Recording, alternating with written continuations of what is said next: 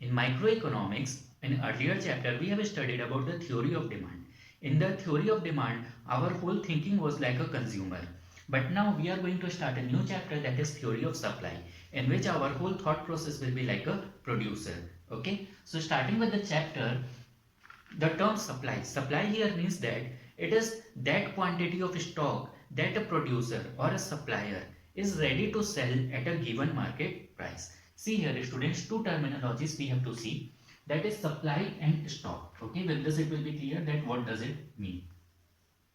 Supply and stock. Okay, stock is that quantity which we are having currently. Okay, it means that suppose I am having a shop, and in my shop I am having 500 units of commodity. Okay, so this will be known as my stock of commodity. But as we see supply, so supply, students, here means that presently at the given market rate how much unit I am ready to sell. Suppose if I am ready to sell 100 units. Okay, so it means that my supply will be 100 units. When in future the price increases, okay, if price increases, now I am ready to sell my leftover 400 units also. So supply depends upon the market condition. When there will be more price or more profit that I will be getting, I will supply more. Stock is the overall quantity that I am having in my stock, okay, or in my shop. Our next topic is related to supply schedule. So we have two types of supply schedule, that is individual supply schedule and market supply schedule. Okay, so when we study about an individual seller, okay, that is known as a individual supply schedule. It means that we are studying about one particular, see, if suppose price of the commodity, whatever it is, 5, 8, 10, 12, okay, and as there is a seller A, he is supplying his commodities at this particular prices. Okay,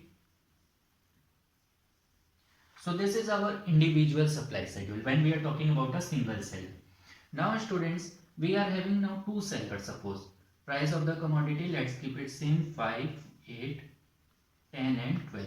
We are having A also. A is supplying this much quantity at the given price, and we are having one more seller B. Okay, he is supplying some more units here or less units here. This is supply of B. When we will merge these two, okay, A and B, we will get market supply. That is A plus B here. So 18, 22, 26 and 32. Okay, so this will be our market supply here. It means that when we talk about an individual seller in the market, it is known as individual supply schedule, and we study about the two or more sellers, okay, that is our market supply schedule. Now students, we will see the important topic, which is supply function or determinants of supply. If you remember, we have studied about the determinants of demand also. Okay, in the same way we have some determinants of supply, or that we call as supply function. So this we will see one by one. See students, what do we mean by determinants of supply? These are those factors which affect the quantity of supply in the market. Okay, due to this determinants only, supply is decided whether it will be supplied more or less. So supply function here, students, is suppose we have supply of X quantity or X commodity. Okay, so supply of X commodity, this is function. So functional relationship between the supply of a commodity will be known as supply function. This depends upon various determinants. These determinants are price of commodity X, okay, that is Px. Then we have price of related goods, okay. Other than this, number of firms in the market, goal of firms. Then we have cost, technology, government, okay, or here we can write government taxation policy. So let us take this much only. These are the various determinants, students, which affect the supply of the commodity.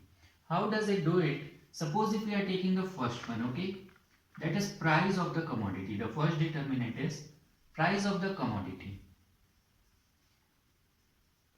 So here we will think as a seller, okay, that when the prices of the commodity will be higher, then I will sell more. Why? Because at that time I will get more revenue, more profit. When price will be less, at that time I will try to supply less. Why? Because prices are less, so I will not get much profit at that time. Okay, so price of the commodity and supply, there is a direct relationship here. Okay, in demand there was inverse relation, but here it is direct. When prices will go up, the seller will supply more. When prices will go down, the seller will supply less.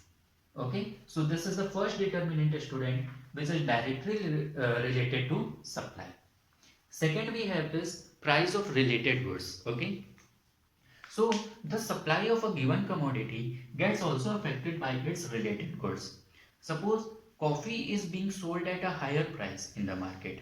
So now tea seller, what he will think is that when the prices of tea will go up, then only he will increase his supply.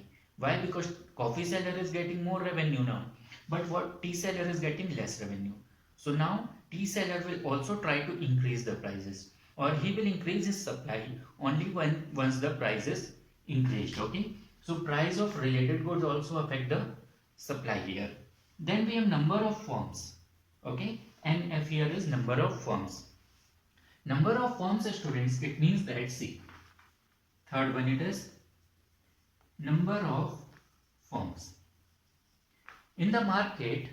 When, if there is only one shop, okay, or if there are 5 shops, so in which condition supply will be more? Obviously it is when there are 5 shops. Okay, it means that when there are more number of firms in the market, then supply of commodity will be more. When there are less number of firms, then supply will be less. Okay, so this is number of firms. Then the next one that we have is goal of the firm. Okay, so goal of the firm here means, see, as a seller, I can have two goals. Either I want to maximize my profit, or I want to make I want to be stable in the market. Okay, so if I want to increase my profit, then what I will do? I will increase my supply only when the prices are high. Okay, when prices will be low, at that time I will not increase the supply because I want to maximize my profit. This is my goal. If my goal is not profit, okay, if my goal is to normally sell the commodities, so even if the prices will be less in the market, that time also I will supply more. So this is how the supply is defined by the goal of the firm. Cost. Okay, the next topic that we are having is cost. See, when what we do whenever production takes place, there is some amount of cost involved in that. Okay, so if cost is more, okay, whatever raw materials that I am purchasing or labors that I am using for production, if the cost is more, what it will happen? At that time my production cost will increase. Okay, it means more money will be incurred there.